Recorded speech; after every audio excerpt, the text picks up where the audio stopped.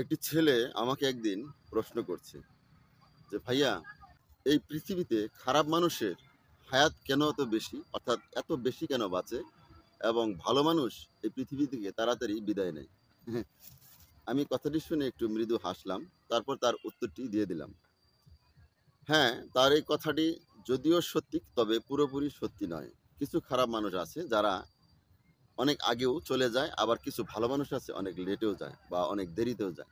তবে 90% খারাপ মানুষই তারা হায়াত বেশি পেয়ে থাকে। কিন্তু কেন বেশি পেয়ে থাকে? আচ্ছা, একটি উদাহরণস্বরূপ আমি আপনাদেরকে বোঝানোর চেষ্টা করছি।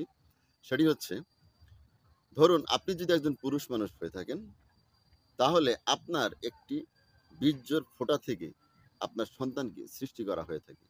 এখানে কিন্তু আপনার কোনো হাত নেই। জাস্ট আপনার কাছ থেকে এক ফোঁটা বীর্য নেওয়া হয়েছে, যেটার বিনিময়ে আপনাকে আনন্দ দেওয়া হয়েছে। সৃষ্টিকর্তা আপনাকে আনন্দ দিয়েছেন। সেই এক ফোঁটা জল থেকে আপনার সন্তান জন্মগ্রহণ করেছে, তাকে আপনি লালন পালন করে বড় করেছেন।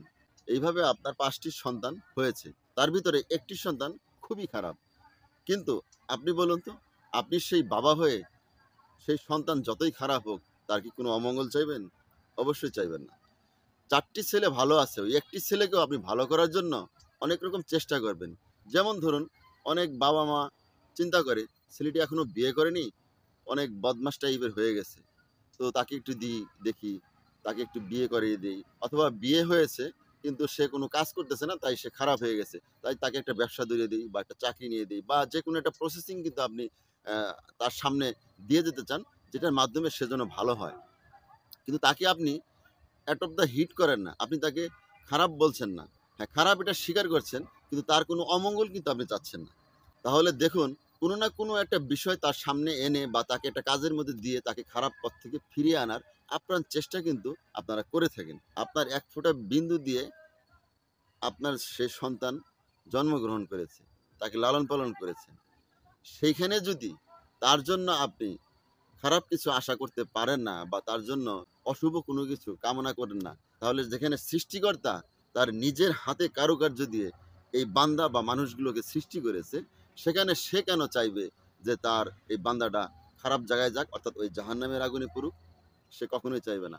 আপনি প্রশ্ন করতে পারেন, তাহলে জাহান্নামগুলো কেন তৈরি করা হয়েছে? হ্যাঁ, জাহান্নামগুলো তৈরি করা হয়েছে সেই সমস্ত ব্যক্তিদের জন্য, সেই সমস্ত বান্দাদের জন্য, যারা ইহকালে এবং পরকালেও সৃষ্টিকর্তা বলতে কি সে জিনিসটি তারা স্বীকার করেনি।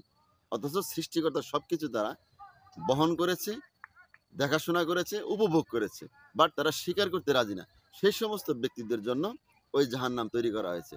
এবং তাদেরকে সেই জাহান্নামে দেওয়ার পর যে খালি অংশ বাকি থাকবে, সেগুলোকে পৃথিবীর পাহাড় পর্বত দিয়ে সে জাহান্নাম ভর্তি করা হবে। তাহলে সৃষ্টিকর্তা কি পারতেন না তো সব ধরনের খারাপ বান্দাদেরকে দিয়ে ওই জাহান্নাম ভরাতে? কিন্তু উনি চাইবেন না, কারণ উনি চানও না। উনি চান কোনো না কোনো উসিলায় তার বান্দা যেন ভালো পথে ফিরে আসে। কারণ উনি খুব আশা নিয়ে, ভরসা নিয়ে এবং চ্যালেঞ্জ নিয়ে উনি ওনার বান্দাদেরকে সৃষ্টি করেছেন। তাই সে চ্যালেঞ্জটা উনি পূরণ করতে বান্দার কাছ থেকে সব ধরনের সুবিধা তিনি নিতে চান। বান্দার কি, কি লাগে, কি পেলে সে ভালো পথে আসবে বা সুপথে আসবে, সবকিছু তাকে দিয়ে ফিরিয়ে আনার চেষ্টা করেন।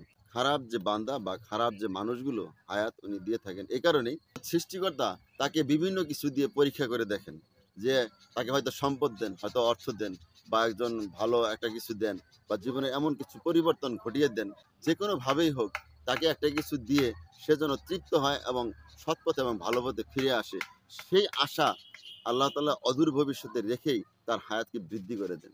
কিন্তু জীবনের শেষ পর্যায় পর্যন্ত যখন সে ভালোর পথে বা সঠিক পথে ফিরে আসে না, তখন বাধ্য হয়েই তাকে তুলে নেওয়া হয়। কিন্তু সেই সময় সে তুলে নেওয়ার কোনো মূল্য থাকে না। আর ভালো মানুষ হায়াত কম দেওয়া থাকে এই কারণেই, কারণ সৃষ্টিকর্তা জানেন যে পৃথিবী অত্যন্ত গতিশীল এবং ডিজিটালাইজেশন। যতই পৃথিবী উন্নতর দিকে যাবে, ততই এর সাথে, সাথে খারাপ দিকটিও আসবে। তো আমার এই বান্দা এই বয়সের এই পর্যন্ত সে সলিড আছে বা ভালো আছে। তাহলে এই পৃথিবীর গতির সাথে, সাথে ডিজিটালাইজেশনের সাথে, সাথে সে যদি হঠাৎ কখনো খারাপ হয়ে যায়, তখন তাকে আবার ভালোর পথে ফিরিয়ে আনতে আমার অনেকটা কাঠখড়ি পোড়াতে হবে। কারণ খারাপ পথে গেলে সে এমন কিছু খারাপ কাজ করে ফেলতে পারে, যেই খারাপ কাজের কারণে তার বিগত দিনের যে ভালো কাজ সেগুলো নষ্ট হয়ে যেতে পারে।